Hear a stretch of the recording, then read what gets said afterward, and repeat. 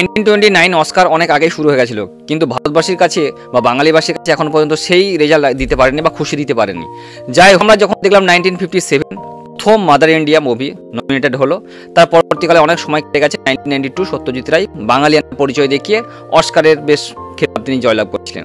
তারপরে আমরা সঞ্জয় দাসের পর আর কোনো বাঙালি মুভি হোক বা সং হোক অস্কারে নমিনেটে বা রেড কার্পেটে হাঁটতে দেখিনি। যাই হোক, অনেক প্রতীক্ষার শেষে হয়তো আমরা ইতি যে সং আছে পুতুল মুভির, যেটা স্ট্রিট অ্যান্থেম বলা হয়, তো এই স্ট্রিট চিলড্রেন অ্যান্থেমের জন্য এছাড়াও ইতি মা ছাড়াও আরেকটা মুভি সং আছে যেটা ইস্কওয়ালা ডাকু, দুটোই নমিনেট হয়েছে। তো দেখা যাক 17 ডিসেম্বর এর রেজাল্ট আছে, ফাইনালি কি হয়। তবে রেড কার্পেটে হাঁটবে এটুকু আমরা আশা করি বাঙালিরা।